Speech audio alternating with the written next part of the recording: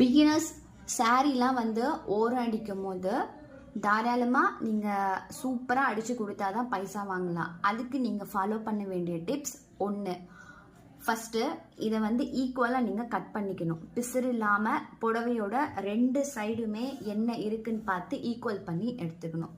ரெண்டாவது டிப்ஸு, கஸ்டமர்கிட்டே நீங்கள் கேட்டுக்கணும், உங்களுக்கு ரொம்ப மெலிசாக வேணுமா, இல்லை கொஞ்சம் பட்டையாக அடிக்கணுமா, இல்லாட்டி ஜிக்ஸாக் தையல் உருட்டி அடிக்கணுமான்னு. உருட்டி அடிச்சோன்னா அதுக்கு பைசா எக்ஸ்ட்ரா.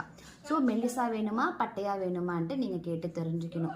மூணாவது டிப்ஸை ஃபாலோ பண்ண வேண்டியது, இந்த பிசுறு ஓரம் அடிக்கும் போது இங்கே முனையில் வால் மாதிரி நூல் இருக்கும் பார்த்தீங்களா, அந்த நூலெல்லாம் நீங்கள் கட் பண்ணி எடுத்துடணும். 1 2 3 4 இடத்துல வரும், அதையுமே கட் பண்ணி எடுத்துடணும்.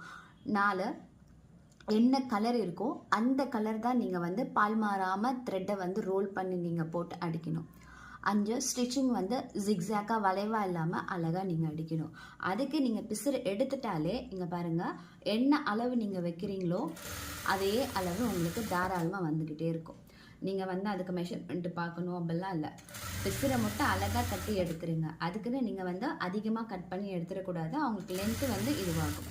கரெக்டாக நீங்கள் பிசுரை மட்டும் எடுத்துட்டிங்கன்னா இங்கே பாருங்க, அழகாக எந்த அளவுக்கு நீங்கள் ஸ்டார்டிங்கில் வைக்கிறீங்களோ அதே அளவு தான் வரும்.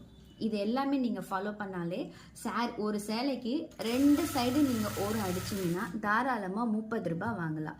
ரேட்டு வாங்கணும் அப்படின்னா உங்களோட ஸ்டிச்சிங் பர்ஃபெக்ட் அழகாக இருக்கணும். அப்படி இருந்தால் மட்டும்தான் தாராளமாக நீங்கள் பைசா வாங்கலாம். ஸோ ஒரு சேலைக்கு நீங்கள் 30 ரூபா வாங்கினாலே பார்த்தீங்களா பைசா கிடைச்சிருதுல. ஸோ நீட்டாக தைங்க, நீட்டாக தைச்சிட்டு பைசா வாங்குங்க.